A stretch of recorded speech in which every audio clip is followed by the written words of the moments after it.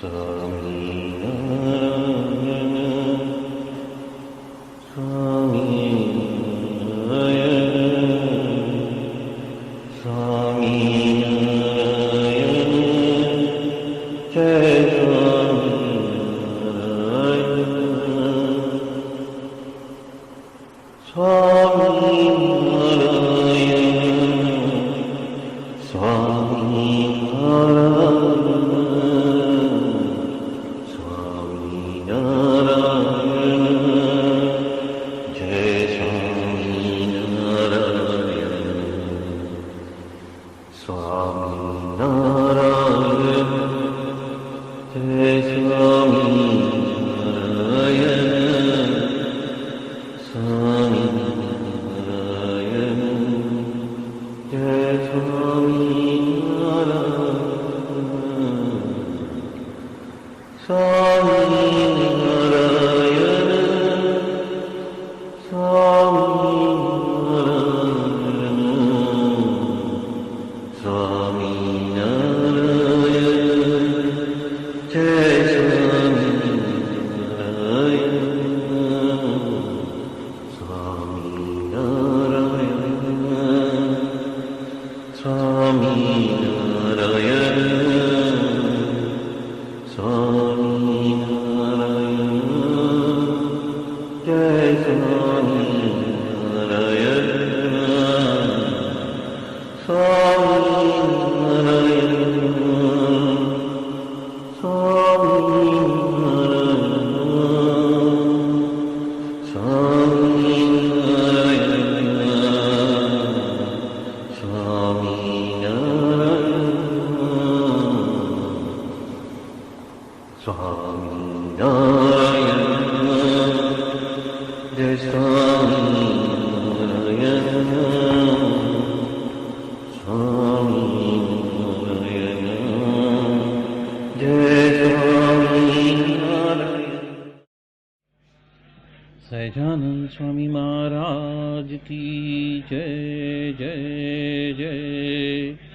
धाम धामी मुक्तों की जय जय जय।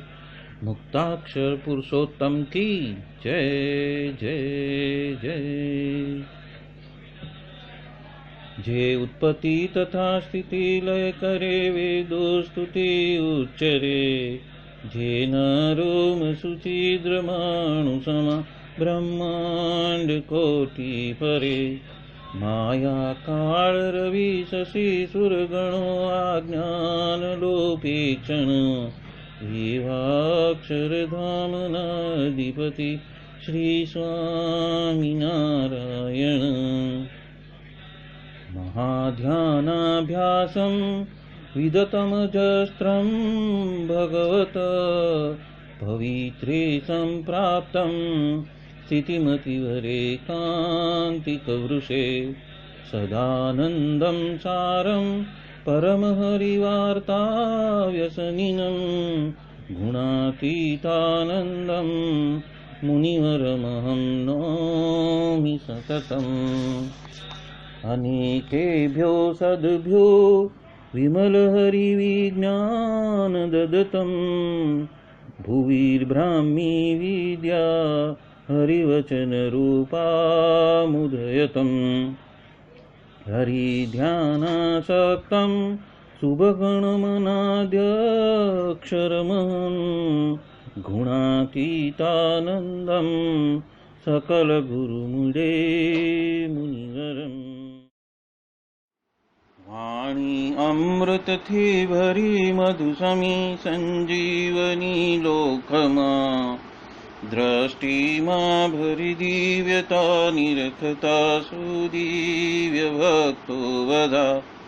हय्ये भर्यु मीठू जननी सुने हास्य मुखे वस्यूं। ते श्री ज्ञान योगिराज गुरुने नित्य नमो भावसु। जेनी अमृतवाणी तो वही रही साक्षात महिमा रूपे। जेनी ब्राह्मी स्थिति अहोलिन करे शुभव्यक्षरपदे शरणागत निज अल्प जीव सहुना श्रेयार्थ तत्पर रहे काका स्नेहल सिंधु दिव्य विभुने हयो तो वंदन करे।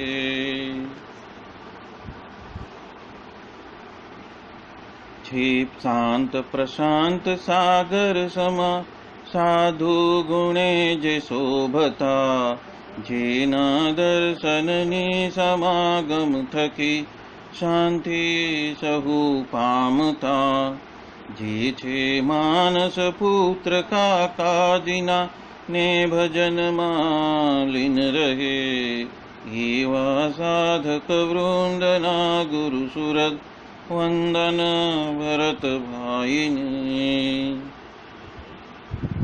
भक्ति सभर गुलतान थईने महापूजा जे करे अनुवृत्ति अद्भुत जाळवी रीझया काकाजीने मलकंतु मुख पुलकित हय्यो युवानो ने जे गमे एवा सुरद भूलकु विरल वंदन अहो असी भाईने। ब्रह्मरूप निज ने मानता वळी श्रीजी हइये धारता जे मस्त रहीने प्रभु भजन मा सुरद भाव धारता महिमा सभर दासत्व छलके जीवन माछे सहजता काका स्वरूप दिन कर विभु संभारवामा धन्यता।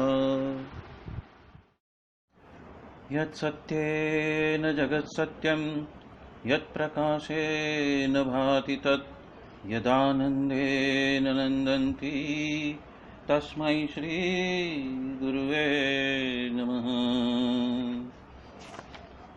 ध्यानमूलं गुरोर्मूर्ति पूजामूलं गुरोर्पदं मन्त्रमूलं गुरोर्वाक्यं मोक्षमूलं गुरो कृपा।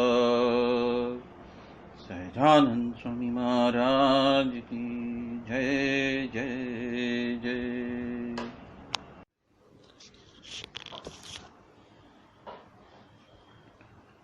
अनादि मूल अक्षर मूर्ति सद्गुरु श्री गुणातीतानंद स्वामी की बातें प्रकरण 6 सर्वदेशी समझन बात 126। स्वामीनारायण हरे स्वामी बात करते हैं।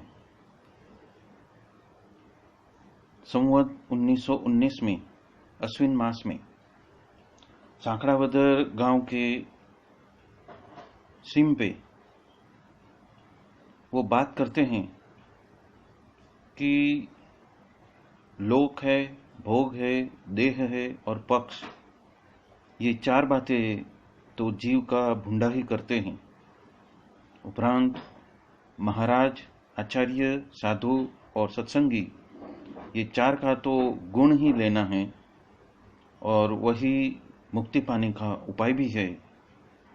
और यदि द्रोह करता है यानी कि उनका अहित करने की मन वचन कर्म से सोचता है तो उसका तो जीव का ही नाश हो जाता है। यहाँ पे संवत 1919 के अश्विन मास यानी कि 24 सितंबर 1862 से 23 अक्टूबर 1862 की बात यहाँ पे गुणातीतानंद स्वामी ने कही है।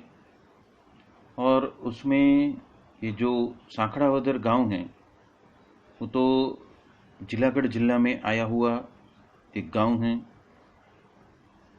और इस गांव में गुणातीतानंद स्वामी के समय में जो मंदिर की वाड़ी थी वो वहाँ पे आई हुई थी। और उस वक्त गुणातीतानंद स्वामी ने तृणोत्सव किया हुआ था। तो उस वक्त ये बात जो है यहाँ पे गुणातीतानंद स्वामी कर रहे हैं। तो यहाँ पे लोक, भोग, देह और पक्ष, यदि ये चार बातें यदि हमने व्यवस्थित रूप से नहीं समझी है तो वो जीव का अधपतन कर देते हैं। इसलिए उसको हम थोड़ा स्पष्ट रूप से समझते हैं। यहाँ पे लोक यानी कि जगत यानी कि संसार। तो यहाँ पे जो लोक का गुणातीतानंद स्वामी उदाहरण दे रहे हैं वो है बाहर का कुसंग और सत्संग में आया हुआ कुसंग, मतलब कि अन्य जीवों के वजह से आया हुआ कुसंग। बाह्य कुसंग क्या कि जिसकी सोच समझ नास्तिकता से भरी हुई हो, वो समाजवाद, मानवतावाद वगैरह में उसकी ज़्यादा ही सात्विकता हो और भगवान व संत के स्वरूप में वर्तन और कार्य में उसको संशय ही हमेशा रहा करता हो और उसका कोई भी प्रकार से संग करने से साधक को भी मनुष्य भाव आने की पूरी संभावना है। मतलब कि ये ऐसा कुसंगी है जो स्वयं तो संशय युक्त है ही है, पर उसकी बातें, उसका विचार वर्तन और उसकी सोच समझ ऐसी विपरीत होती है कि जो अच्छा साधक है वो यदि उसका संग भी करते हैं तो उस वजह से उसको भगवान और साधु में और आखिर में उसके भक्त में भी, उनके भक्तों में भी मनुष्य भाव आ जाता है। और ये बात श्री जी महाराज ने वचनामृत वरताल 12 में कही है कि ये जो बाहर का कुसंग है उसमें तो कुसंगी से, ऐसे कुसंगियों से बहुत ही सावधान रहना है, सचेत रहना है और वक्त आने पर उसका संग का त्याग भी करना है और उसी के वजह से जीव का अहित होते बच जाएगा, वरना उसका जो जन्म है वो वाया जाएगा। यहाँ पे लोक के अंदर जो बाह्य कुसंग कहा, उसी तरह सत्संग में भी कुसंग है कि सत्संग में रहने के बावजूद भी श्री जी महाराज और अक्षर ब्रह्म ऐसे गुरु की यदि जैसी चाहिए वैसी यथार्थ निष्ठा नहीं हो और किसी भी कारणवश मनुष्य भाव आ जाता हो तो उसके संग से भी निष्ठा में संशय आ जाता है और मनुष्य भाव पलटना चालू हो जाता है। और ये बात श्री जी महाराज ने स्वयं वचनामृत वरताल के 12 और अंत्य के 12 में सभी को सजग करने के लिए बताई हुई है कि सावधान हो जाना, सजग हो जाना। जो बाह्य कुसंग है और सत्संग के अंदर भी जो कुसंग है जिसके वजह से निष्ठा में भावफेर हो जाता है, स्वरूप में भावफेर हो जाता है, भगवान में भावफेर हो जाता है और भगवान के भक्त में भी भावफेर हो जाता है, तो वहाँ पे हमें बहुत ही सतर्कता बरतनी है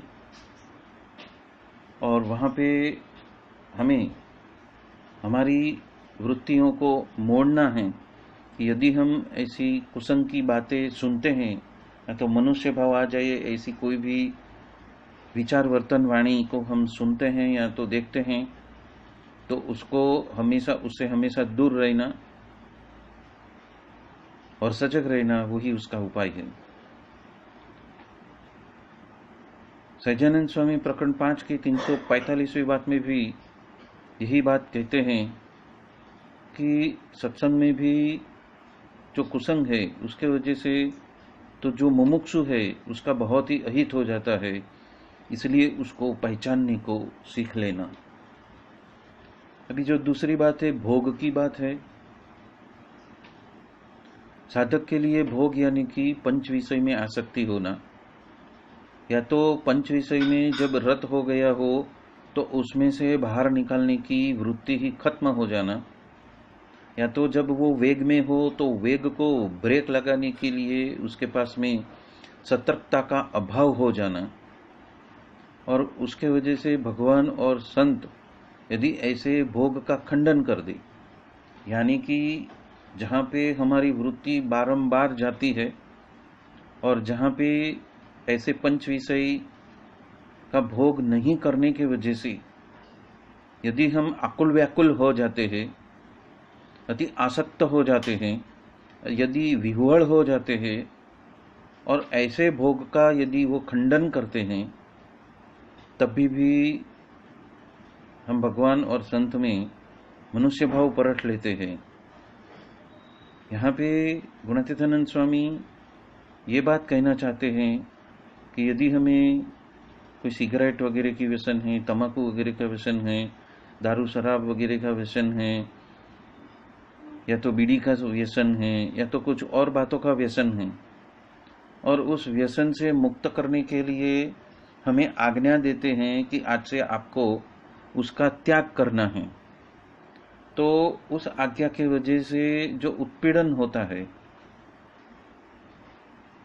शरीर हाहाकार मचा देता है, किसी किसी को जुलाब बंद हो जाता है, किसी किसी को नींद ही नहीं आती है रात रात भर, और किसी किसी का सर दर्द होने लगता है, और उसके बिना तो संपूर्ण जग जैसे फीका हो गया हो, ऐसी अनुभूतियां होने लगती है, किसी को चक्कर आने लगता है। तो वो सारी जो बातें उसके शरीर तंत्र से उभरती है, तो उसमें से मुक्त होने के लिए ये जो भगवान और संत मिले हैं उसके संबंध में संपूर्ण निष्ठा रखनी है। और उस वक्त यदि उसमें हमारा मनुष्य भाव आ जाता है, मतलब कि भावफेर हो जाता है, या तो निम्न स्तर के विचारवाणी वर्तन उसके प्रति हमारे हो जाते हैं, तो क्या होता है कि कभी हम मुंह से नहीं बोल सकते, तो हमारे वर्तन में उनके प्रति नफरत या घृणा आ जाती है, हमारे भाव में फेर हो जाता है, और उनको दिव्य मानने के बजाय हम उसमें मनुष्य भाव लेकर आते हैं। और मनुष्य होकर मनुष्य के साथ में जिस तरीके से हम व्यवहार करते हैं, भुंडा व्यवहार करते हैं, या तो उनको नेग्लेक्ट करते हैं, वो नेग्लेक्ट करने की वृत्ति बलवत्तर जब होने लगती है, तो ये जो भोग है, पंच विषय के भोग है, उसमें रत रहने की वजह से जो मुमुक्षु है उसका अधपतन हो सकता है। ये बात श्री जी महाराज ने भी वचनामृत लोया 17 में हम सबको बताई है, और उसमें भी हमें सचेत हो जाना है, सावधान होना है, और धीरे धीरे तुरंत एक ही दिन में उन सभी के ऊपर उस पंच विषयों की आसक्ति से मुक्त होने वाले नहीं हैं कि आज्ञा की और तुरंत हम उससे दूर हो गए। पर धीरे धीरे उसकी जो मात्रा है, समझो हमें 10 रोटी खाने की आदत है, तो उसमें से धीरे धीरे 10 में से 8, 8 में से 6, 6 में से 4 और 4 में से 2 रोटी पे आना है। उसी तरह से उसकी मात्रा को धीरे धीरे समयांतर में उसको कम करते जाना है, और हमारी निष्ठा में हमें कायम रहना है कि संत और भगवंत हमारे साथ में ही हैं, और उनकी बल के वजह से ही, उनकी प्रार्थना के वजह से ही और उनकी कृपा के वजह से ही मैं इस आदत से मुक्त हो जाऊंगा, ऐसा जो विश्वास है उस विश्वास पे अटल रहना है। जब ये हम कर सकेंगे तो हम ऐसी बुरी आदतों से भी मुक्त हो जाएंगे, विषय वासनाओं से भी मुक्त हो जाएंगे, और अन्य ऐसी कितनी वासनाएं हमारे अंदर भरी पड़ी है सुषुप्तावस्था में, वो भी हमें समझ में आएगा। क्योंकि जैसे एक वासना निकलेगी तो जो वासनाओं के पहाड़ पड़े हैं उसमें से कोई और वासना बाहर आएगी, और वो जब सरफेस पे आएगी तो उसके लिए भी संत महात्मा जो है उसके ऊपर हमें कुछ न कुछ आज्ञा कर सकते हैं। तो हमें ऐसी आज्ञा में टुक टुक बरतना है, हमारी ओर से संपूर्ण कोशिश करनी है, और धीरे धीरे तरीके से धुन भजन भक्ति प्रदक्षिणा वगैरह करके, या तो संत को कपट मुक्त उस बात से परे होने के लिए आजीजी करने से हमें बहुत संबल भी मिलता है, बल भी मिलता है, और उनका संबंध जैसा है वैसा हमारा टिक पाता है। ये बात यहाँ पे श्री जी महाराज और गुणातीतानंद स्वामी दोनों हमें ये बात बता रहे हैं। तीसरा है देह, जिसके वजह से साधक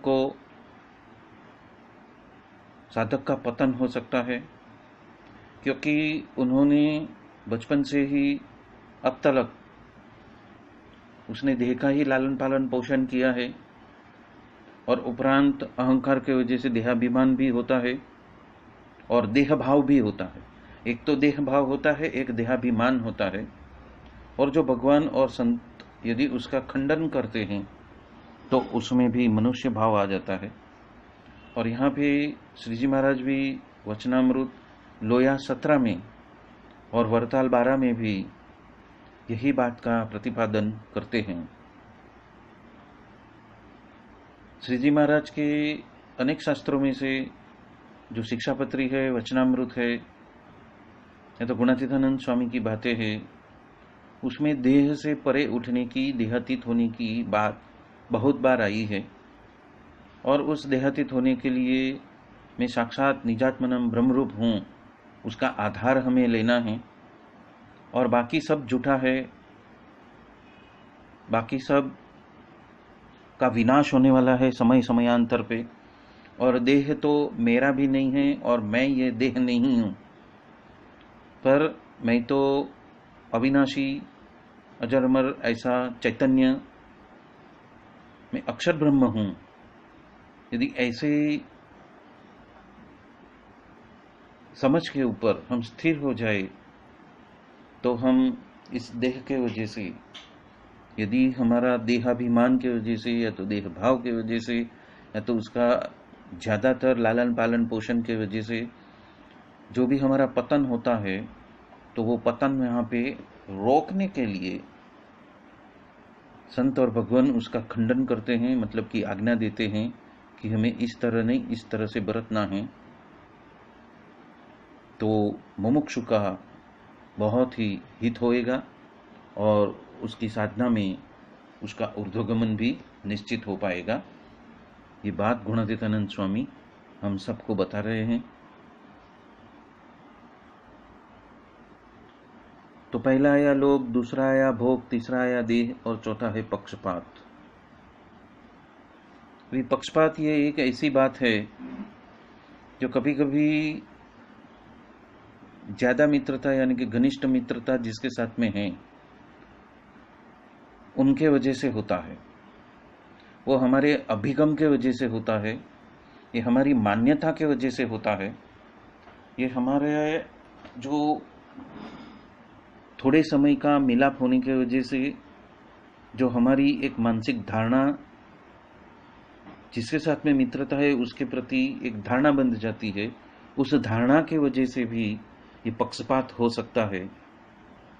तो इसलिए यदि सत्संग में किसी मुमुक्षु के साथ में हमें ज़्यादातर हेत हो गया है और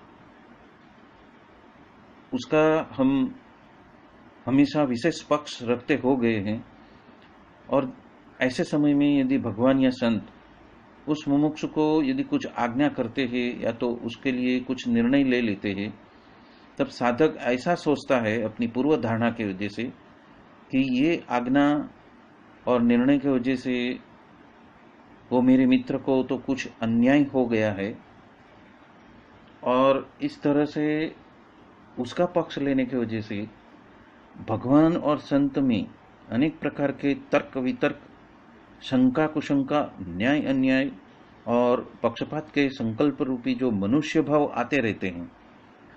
भले ही हम शब्दों से न बोले, पर वो शायद हमारे वर्तन में या तो हमारे भाव जगत में वो आते हैं। और संत और भगवान तो अंतर्यामी है, तो तन की जाने, मन की जाने, जाने चित्त की चोरी। तो हमारे अंदर जिस भी मुमुक्षु के वजह से हमें ऐसे ही शंका कुशंका, तर्क वितर्क, न्याय अन्याय की बातें और पक्षपात रूपी जो संकल्प उठते रहते हैं, वो भी वो जानते हैं, और वो उस स्थिति के वजह से, हमारी ऐसी स्थिति की वजह से हमारे ऐसे जज बन जाने की वजह से क्या है, व्यक्ति को माया जगत में हर बात में, हर घटना में एक जजमेंट देने की आदत होती है। वो हर घटना को, हर परिस्थिति में अच्छा या बुरा करके, हार या जीत करके, सही या गलत के पलड़े में वो तोलते ही रहता है। और उस तुलनात्मक अभिगम उसके अंदर स्थापित हो जाने की वजह से वो नॉन जजमेंटल स्थिति में, मतलब कि स्थित प्रज्ञ की स्थिति में वो आ ही नहीं सकता। और ये जो उसकी नॉन जजमेंटल स्थिति नहीं आने की वजह से, या तो स्थित प्रज्ञता की स्थिति नहीं आने की वजह से वो ऐसे भावों में फंस जाता है, और उसके वजह से वो भगवान या संत में मनुष्य भाव को परख लेता है, और वो उसके स्वयं का पतन का कारण बनता है। और इसीलिए गुणातीतानंद स्वामी और श्री जी महाराज दोनों हमें हिदायत देते हैं कि सावधान हो जाओ, कि कहाँ तुम जज बन के तो नहीं बैठ गए हो, और तुम ही जज बन के तुम ही न्याय देने लगते हो और सही गलत का फैसला करने लगते हो।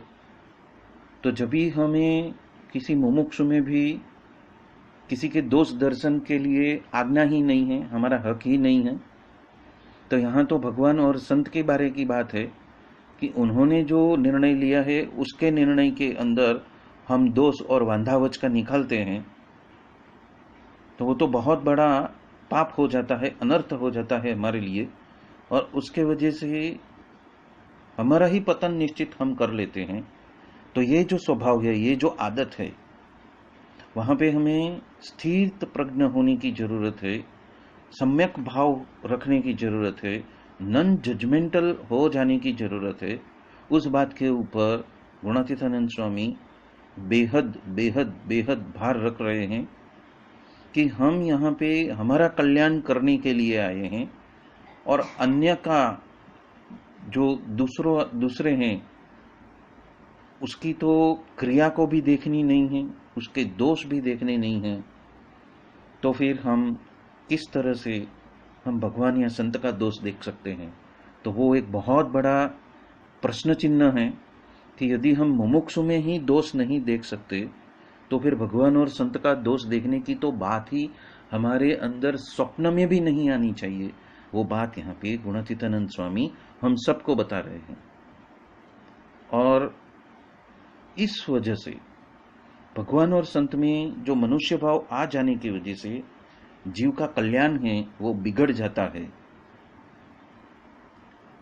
और ये बात श्री जी महाराज ने वचनामृत अंत्य 12 और वरताल 11 में स्पष्ट रूप से बताया हुआ है कि साधक उन संत के सहवास से और संबंध से यदि पूर्णिमा का चंद्र जैसा हो तो अमावस्या की चंद्र जैसा हो जाता है, जो कि वचनामृत वरताल 12 में श्री जी महाराज ने स्वयं बताया है।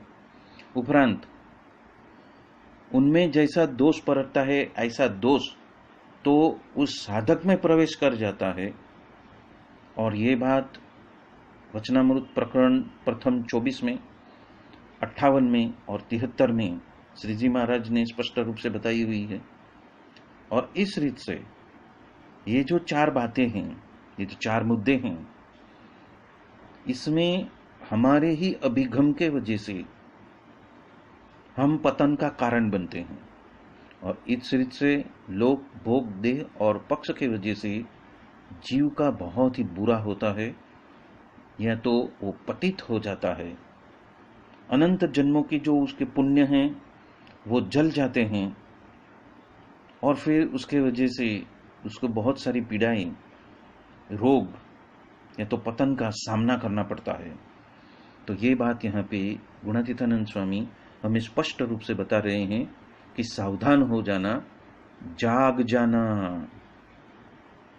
थोड़ी भी आपने इस बात में उदासी दिखाई, स्थित प्रज्ञ होने में यदि आपने थोड़ी सी भी उदासी बताई, तो आपको आपके इस स्वभाव के ऊपर सबसे पहले कार्य करना है, और उस स्वभाव से मुक्त होने के लिए ऐसे ही साधु और भगवान को आपको प्रार्थना करनी है।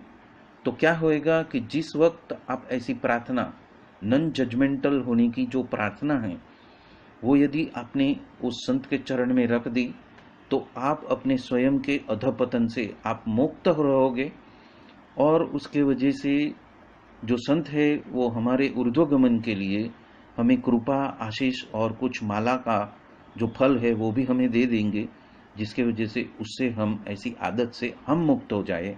ये बात यहाँ पे गुणातीतानंद स्वामी स्पष्ट रूप से हम सबको बता रहे हैं। उपरांत वो कहते हैं कि महाराज है, आचार्य है, साधु है और जो सत्संगी है, उनका तो हमें गुण ही लेना है। तो आचार्य के जो लक्षण हैं वो तो कहाँ पे 39 लक्षण बताए हुए हैं, तो कहीं पे 64 लक्षण भी बताए हुए हैं कि जो स्वयं सदाचार का पालन करते हुए अन्य को भी धर्म नियम का पालन करने के लिए प्रेरित करते हो और शास्त्रों में बताए हुए अर्थ को अच्छी तरह से उसका संकलन करते वो अन्यों को दृष्टांत के साथ में समझा सकते हो और उसका उस धर्म नियम का अनुपालन करवा सकते हैं, उसे ही आचार्य कहा है। और ऐसे आचार्यों का कभी भी हमें गुण ही लेना है। ऐसा नहीं समझना है कि उनके बोलने में, मतलब कि उनके वचन में, उनकी कथनी में और करनी में फर्क है, उसका हम विवेचन करने लगे तो उसके वजह से हमारा ही नुकसान होने वाला है। और भी कहते हैं कि ऐसे महाराज, आचार्य, साधु और सत्संगी चारों का गुण ग्रहण करने की ही आदत डाल दी है, ऐसा ही स्वभाव हमने बना लिया है, तो उसके वजह से हमारा मोक्ष ही हो जाएगा। और यदि हमने द्रोह किया तो पतन होने वाला है। द्रोह का अर्थ यह है कि हम दूसरे के जीवन की वृत्तांत को देखकर, उनके वर्तन को देखकर हम बुद्धि के जो जड़ भरत ऐसी आदत है, उस बुद्धि के स्वभाव में ही हम रत रहने लगे और उसके वजह से उसके प्रति घृणा, नफरत या तो अहितकारी दृष्टि से हम दूर रहने लगे, हमारे वर्तन से उसको दूर करने लगे। तो यहाँ पे श्री जी महाराज ने ऐसे द्रोह से जो नुकसान होता है वो यहाँ पे बताया है कि वचनामृत वरताल 11 में उन्होंने हमें सावधान करते हुए बताया है कि हमारा तो ऐसा स्वभाव है कि एक तो भगवान और दूसरे भगवान के भक्त और तीसरे जो ब्राह्मण हैं और चौथे जो यदि कोई गरीब मनुष्य है, इस 4 अस्तित्वों से तो हमें अतिशय डर रखते हैं। क्यों डर रखते हैं? क्योंकि शायद यदि स्वप्न में भी यदा उनका द्रोह हो नहीं जाए। और ऐसे तो अन्य किसी से हम डरते नहीं हैं, क्योंकि इस 4 के सिवा यदि किसी और का द्रोह करते हैं तो उसके तो देह का नाश होता है पर जीव का नाश नहीं होता। और इन 4 में से यदि किसी एक का यदि हम द्रोह करते हैं तो उसके जीव का भी नाश हो जाता है।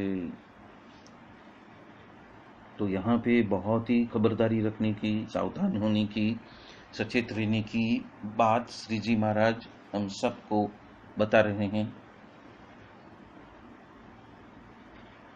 उपरांत वचनामृत प्रथम 71 में श्री जी महाराज हमें स्पष्ट रूप से कहते हैं कि अन्य सभी अपराध तो श्री जी महाराज माफ कर देते हैं, पर भगवान के भक्त का जो द्रोह करता है और उसके प्रति अपराध भाव सेवन करता है या तो अपराध करता है, तो भगवान भी उसे माफ नहीं करते। इसलिए भगवान के भक्त का तो किसी भी प्रकार से द्रोह तो करना ही नहीं है। उपरांत यही बात वचनामृत मध्य 40 में भी श्री जी महाराज कहते हैं कि भगवान के भक्त का तो मन से, वचन से, देह से, या तो क्रिया से, या तो संकल्प विकल्प से कोई जाने या न जान पाए, और उन चारों के वजह से जो द्रोह हो जाता है उसके वजह से तो इस जीव को दुख होता है, और अन्य कोई भी पाप के वजह से नहीं होता। तो ये एक यहाँ पे पाप बताया है, मुमुक्षु का पाप बताया है कि जिसके वजह से जीव को बहुत ही दुख होता है। आगे वचनामृत मध्य 63 में श्री जी महाराज कहते हैं कि संसार में पंच महापाप करने वाला तो किस दिन तो उसका छुटकारा होता है, पर भगवान के भक्त का द्रोह करने वाला तो कोई भी दिन उसका छुटकारा होता नहीं है, मतलब कि उसका मोक्ष होता नहीं है। भगवान के भक्त का द्रोह करना उसके बराबर तो कोई पाप है ही नहीं, मतलब पापों का भी महापाप यहाँ पे वचनामृत मध्य 63 में उसके गिनती में ऐसे दोष को बताया हुआ है। उपरांत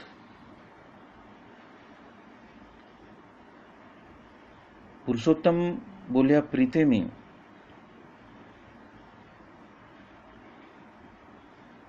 तीसरे अध्याय के 6ठे श्लोक में कहा है कि हरिजन के हृदय में जब असुर का प्रवेश होता है तब वो हर एक भक्त में उसको दोष ही नजर आने लगता है, और उसके वजह से, इस भुंडी आदत के वजह से वो स्वयं सत्संग में से बाहर चला जाता है। अभाव लेने वाला दुष्ट के जीवन रूपी वृक्ष के मूल में ही भक्त द्रोह रूपी जो जीवात है वो लग जाती है, और वो संपूर्ण जो हमारा भजन भक्ति का जो वृक्ष है, जो हमारे मुक्ति का जो वृक्ष है, उसको ही नष्ट कर देता है, और उसके वजह से उसका अधपतन तो होता ही होता है, और उसका जीवन नष्ट हो जाता है। अभाव रूपी जो कीड़े हैं वो ऐसा है कि हरिजन को तो मूल में से ही मूल सकट जला के भस्म कर देता है। तो ऐसे विपरीत स्वभाव से बहुत ही सजग हो जाना, सावधान हो जाना, और उसमें से मुक्त होने के लिए हमारे प्रगट सत्पुरुष हमें जो जो उपाय बताए उस उपाय में से किसी एक उपाय को ग्रहण करके उसके ऊपर ही कार्य करने के लिए लग जाना, नहीं तो जो फल हमें इस सत्पुरुष से मिल सकता है उससे हम वंचित हो जाएंगे। उसी तरह पुरुषोत्तम बोलिया प्रीत में तीसरे प्रकरण के 23वें श्लोक में कहते हैं, संत हरि भक्तों का जो द्रोह करता है और उसकी जो मोहब्बत रखता है तो वो किस हिसाब से माया को तैर सकता है।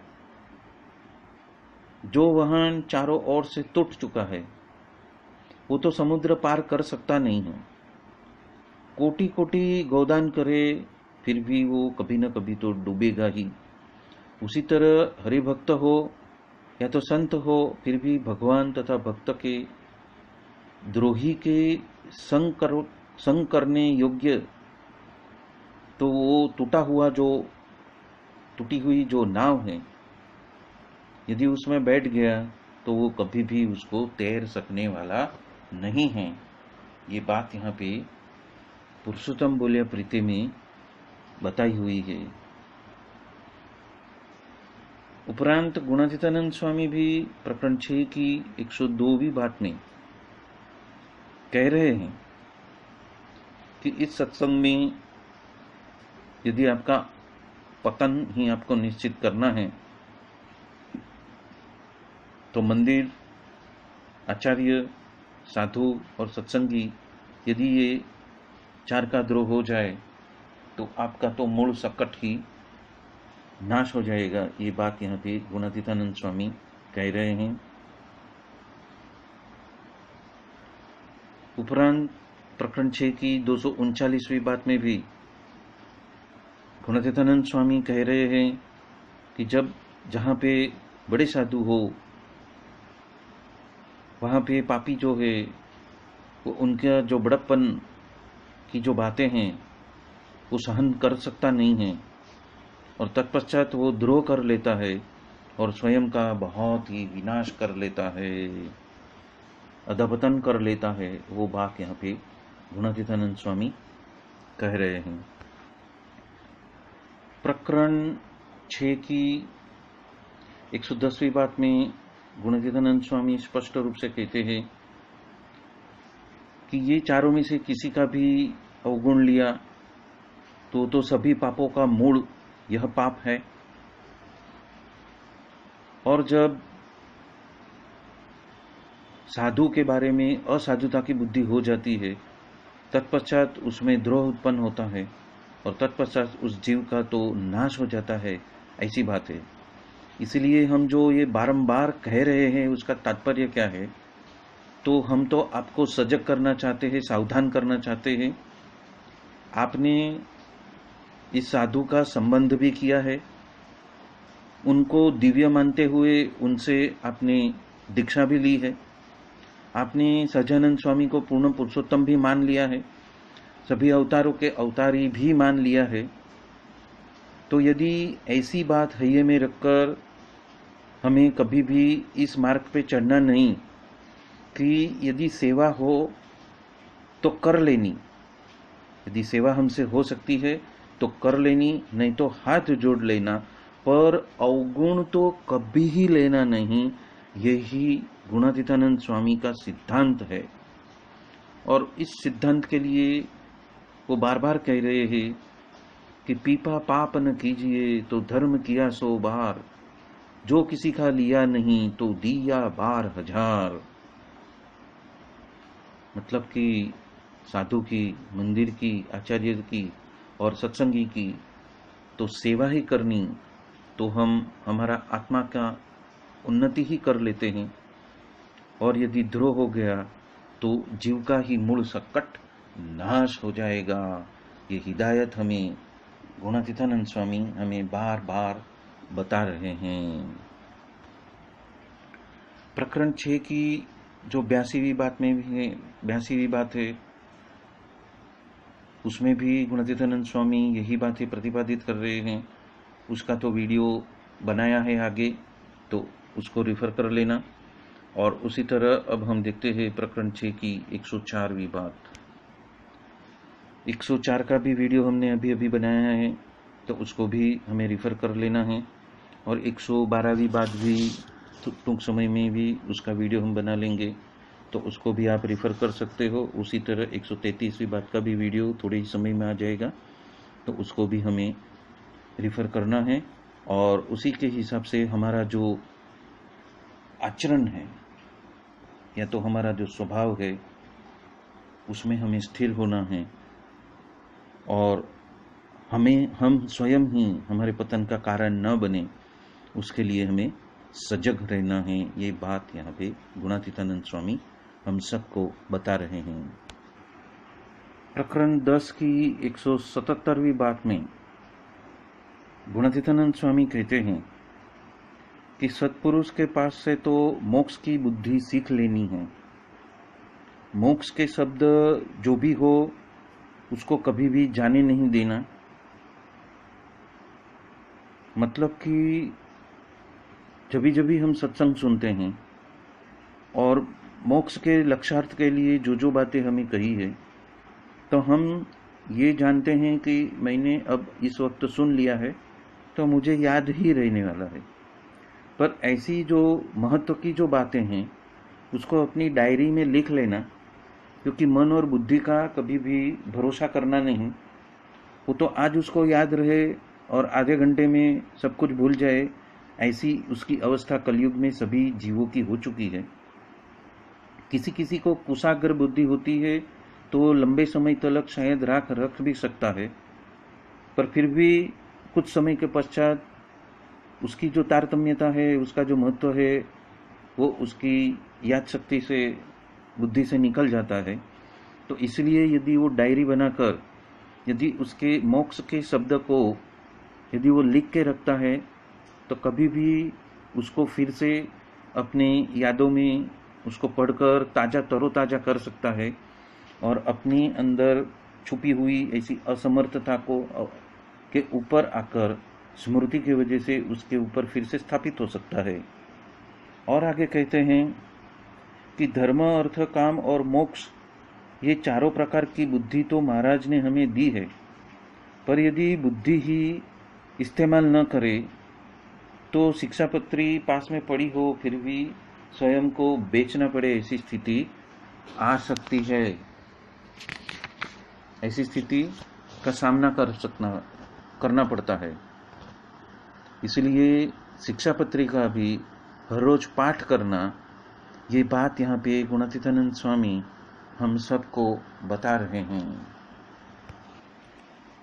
प्रकरण 4 की 114वीं बात में गुणातीतानंद स्वामी कह रहे हैं कि शहर की रहनी करनी का सेवन, भंडार, कोठार, धन दौलत, अधिकार यानी कि पद, सत्ता, ये सब जीव के पतन के हेतु है। इसलिए उसे बहुत ही सजग होकर रहना।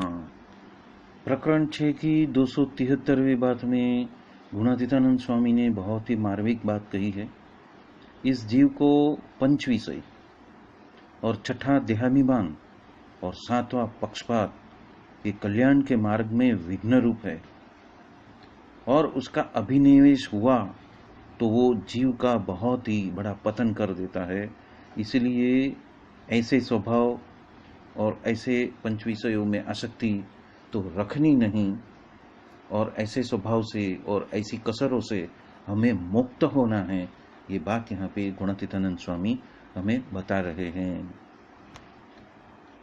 यहाँ पे जो अभिनिवेश की बात कर रहे हैं वो अभिनिवेश यानी कि लीनता। हम ऐसे स्वभाव में लीन हो जाते हैं, मतलब उसमें एकाग्रपना आ जाता है, तन्मयता होती है और नींद से भी जगाए तो हमारी जो प्रतिक्रिया है वो वैसी की वैसी जैसी जन्म जन्मांतर से है वैसी की वैसी रहती है। उसको कहते हैं तन्मयता। और उस प्रोग्राम में कभी भी हम चेंज नहीं करते, उस स्वभाव में हम बदलाव नहीं लाते, उसकी बात कर रहे हैं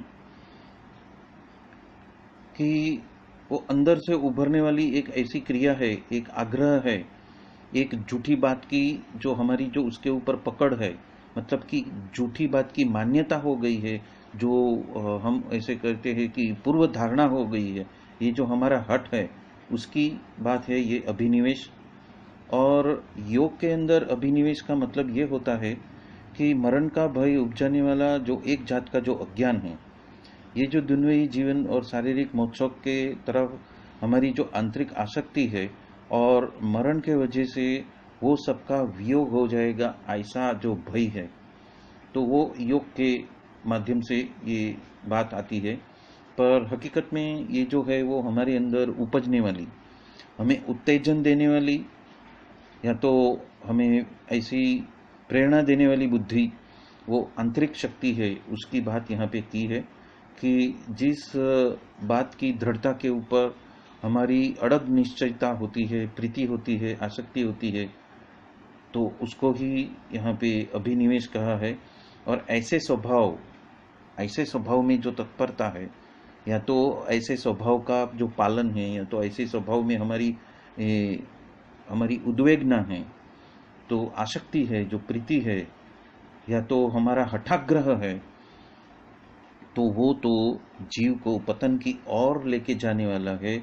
ये बात यहाँ पे गुणातीतानंद स्वामी हम सबको बता रहे हैं। प्रकरण 14 की 132वीं बात में गुणातीतानंद स्वामी कहते हैं कि भक्त प्रहलाद ने 4 वर मांग लिए।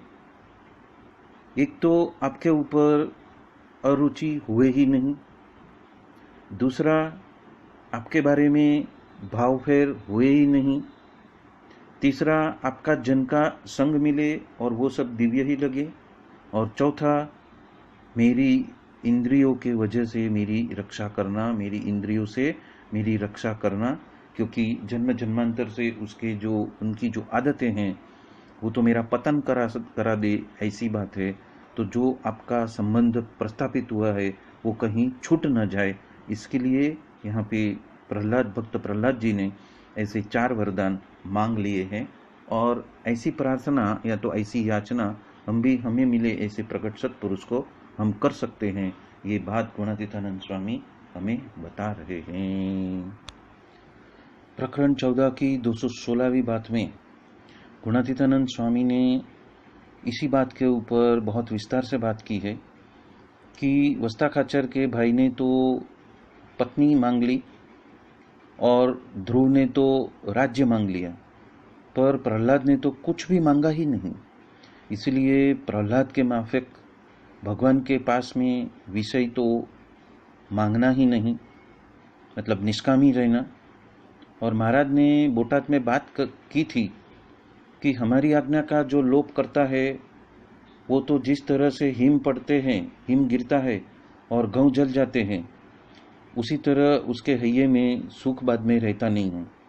और ऊपर से कितना भी दौड़ डापण करे फिर भी अंतर में उसको तो सुख रहता नहीं है।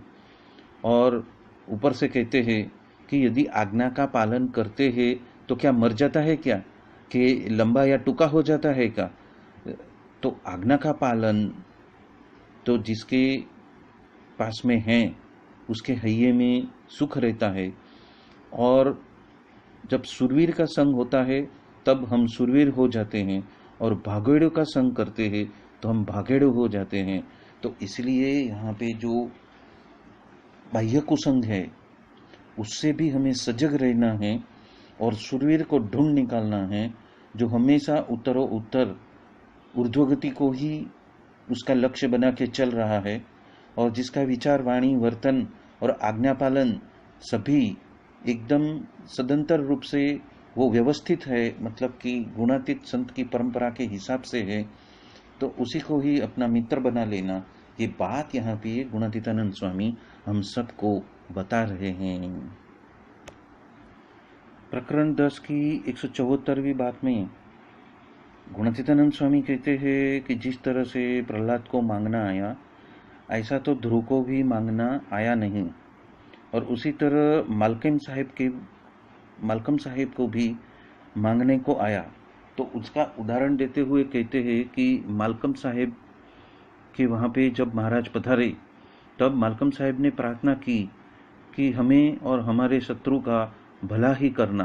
तब महाराज साहिब का बहुत वखान करते हैं, और तत्पश्चात साहिब कहते हैं कि महाराज आपकी किताब हमें देंगे। इसलिए महाराज ने तो उनको शिक्षा पत्र भी दी, और उसको साहिब ने 3 बार अपने मत्थे पे चढ़ाई, अपने सर पे लगाई। तत्पश्चात दादा खाचर ने साहिब को घोड़ा वगैरह भेंट देने की कोशिश की। तब उन्होंने कहा कि आपने स्वामीनारायण भगवान को आपके घर में रखा है, तो हमें आपने 1000 घोड़े दे दिए ऐसा हम मानते हैं, और हमें तो ऐसे घोड़ों की जरूरत नहीं है। और तत्पश्चात महाराज जो है अपने स्थान पे वापस बिराजे। तो ऐसी रीत से मांगना भी कितने को आता नहीं है। ध्रुव ने तो अचल पदवी मांग भी ली, पर ज्ञान जब हुआ तब पछतावा हुआ। ये बात यहाँ पे गुणातीतानंद स्वामी हम सबको बता रहे हैं कि भगवान के पास में याचना करनी तो प्रहलाद के माफिक याचना करनी, और स्वयं का हित साध लेना इसी जन्म में। ये बात यहाँ पे गुणातीतानंद स्वामी हम सबको बता रहे हैं। प्रकरण 14 की 224वीं बात में गुणातीतानंद स्वामी कहते हैं कि प्रकृति कैसे टलती है। तो उसका उत्तर ये किया कि जो कुछ हमें कोई कहने वाला है तो उस कहने वाले का गुण ले, और बारंबार कोई टोकने वाला हमें चाहिए ही चाहिए, और उसके वजह से उसका हम अभ्यास रखें तो आज नहीं तो कल वो प्रकृति टलने ही वाली है। स्वभाव, प्रकृति और पंच विषय वगैरह तो सब तो छोड़े ही छूटने वाले हैं, और तभी ही सुख होने वाला है, और साधु बनते ही आपका छुटकारा होएगा। इसीलिए देह के भाव और पंच विषय के भाव तो आज उसका त्याग करो, कल त्याग करो, 1 साल बाद त्याग करो, पर जब त्याग करोगे तभी ही आपका छुटकारा होगा, यानी मोक्ष होएगा। और जो उपजता है अंदर से, जो प्रकृति के स्वभाव और कसर वगैरह जो उपजती है, उसको समाने वाले, जो समा सकते हैं वही संत है। और जिसके अंदर से ऐसे स्वभाव या प्रकृति वो सब उपजता ही नहीं है, वही भगवंत है। इसलिए कहते हैं कि उपजी समावे वही साधु कहलाते हैं, और वही मोक्ष के मार्ग में चला हुआ कहलाता है। तो यही बात यहाँ पे गुणातीतानंद स्वामी हम सबको कह रहे हैं कि सजग हो जाओ, सतर्क हो जाओ, क्या करना है उसके ऊपर उन्होंने आज जो पाया रचा है उसके ऊपर कार्य करना चालू कर दो। और जैसे जैसे इस कार्य से आप संपन्न होने लगोगे, यानी कि उसमें जैसे जैसे आगे बढ़ोगे, वैसे वैसे ही कुछ न कुछ तो प्रश्न, या तो विघ्न, या तो अड़चन, या तो मूंझवण, या तो परेशानी, या तो दुख, या तो पीड़ा, कुछ न कुछ तो उपजने वाली ही है। और उस वक्त हमें मिले ऐसे जो सत्पुरुष है, उसका संबल लेकर, उसका संबंध को स्थापित करके ही, उनकी ही आज्ञा के हिसाब से यदि हम आगे चलते जाएंगे तो हम उसमें से मुक्त हो जाएंगे। ये बात और जीव का बहुत ही रूढ़ा होएगा, और इसी जन्म में भी हम सारी कसर को निकाल के मोक्ष प्राप्त कर सकते हैं। ये बात यहाँ पे गुणातीतानंद स्वामी हम सबको बता रहे हैं। बोलो सहजानंद स्वामी महाराज की जय जय जय। धाम धमी मुक्तो की जय जय जय। सर्व गुणातीत स्वरूपों की जय जय जय। मुक्त अक्षर पुरुषोत्तम की जय जय जय। आप सभी को जय स्वामी नारायण। स्वामी नारायण, स्वामी नारायण, स्वामी नारायण, जय स्वामी नारायण। स्वामी नारायण, स्वामी नारायण, स्वामी नारायण,